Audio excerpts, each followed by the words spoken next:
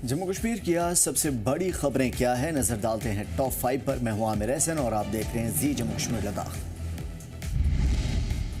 श्रीनगर में खराब क्वालिटी के अंडे की खबर गलत साबित हुई है और इस बारे में जानकारी देते हुए अफसरान ने बताया कि श्रीनगर के अलग अलग हिस्सों के लिए गए सैंपल्स और उनकी जांच सही साबित हुई, यानी अंडे गलत नहीं हैं और उसके अंदर किसी भी तरह के रासायनिक का इस्तेमाल नहीं हुआ है। अंडे के सभी सैंपल स्टैंडर्ड क्वालिटी के मुताबिक पाए गए हैं। एक नए अफसर ने बताया कि सैंपल का taste food safety and standard authority of India यानी कि FSSAI की तरफ से तय स्टैंडर्ड के मुताबिक किया गया था और इसे इंसानों के खाने पीने के लिए सही करार दिया गया। अफसर ने बताया कि ईगोज ब्रांड कश्मीर में नहीं है और यह भी बताया गया कि इंस्पेक्शन ड्राइव के दौरान श्रीनगर के बाजारों में मिलने वाले खुले और पैकेट वाले दोनों तरह के अंडे टेस्टिंग में काबिल इस्तेमाल पाए गए। उन्होंने कहा कि टेस्टिंग क्वालिटी चेकिंग को यकीनी बनाता है और लोगों की सेहत के लिए भी बेहतर है।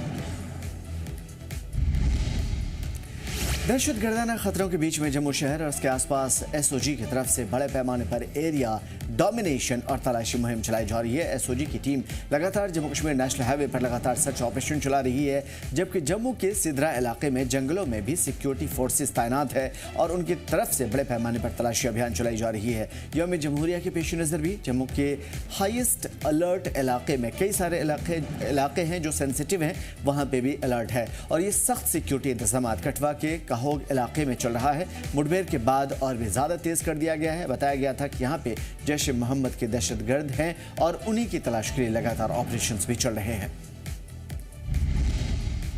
REGP स्कीम के तहत khadi and village industry board से जुड़े हुए यूनियन, खासतौर पे यूनिट होल्डर्स ने आज KVIB दफ्तर के बाहर एहतजाज किया था। यूनिट होल्डर्स ने वेरिफिकेशन में लगातार हो रही देरी पर नाराजगी व्यक्त की और एहतजाज कर रहे यूनिट होल्डर्स का कहना है कि तमाम ज़रूरी फॉर्मेलिटीज़ पूरी करने के बावजूद पिछले 3 साल से वेरिफिकेशन का इंतजार चल रहा है। उन्होंने इल्ज़ाम लगाया कि बार बार KVIB दफ्तर के चक्कर काटने के बावजूद कोई भी ठोस नतीजा नहीं निकला और उन्हें शदीद माली परेशानी हो रही है और गैर यकीनी की सूरत हाल से यानी कि ज़िंदगी उनकी ख़राब चल रही है और इसी चीज़ के लिए वो एहतजाज कर रहे हैं और फौरी अपने मुतालबात को पूरी करने के लिए अपील कर रहे हैं।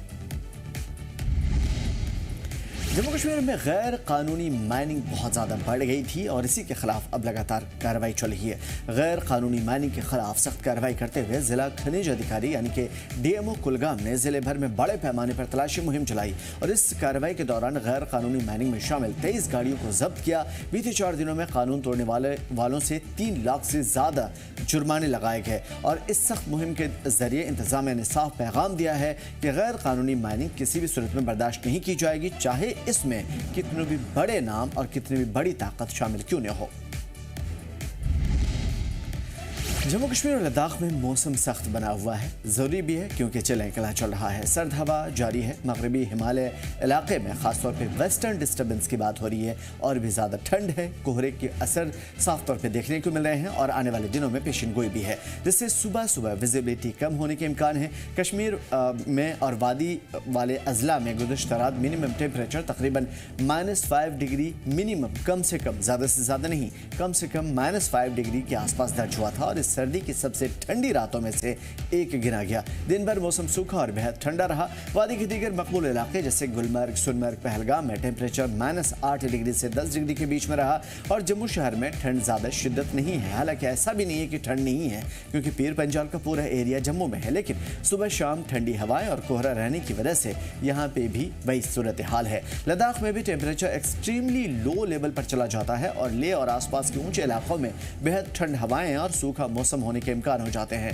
लो लेवल फॉग की वजह से यहाँ पे आमदोरफ्त भी मुतासिर हो जाती है।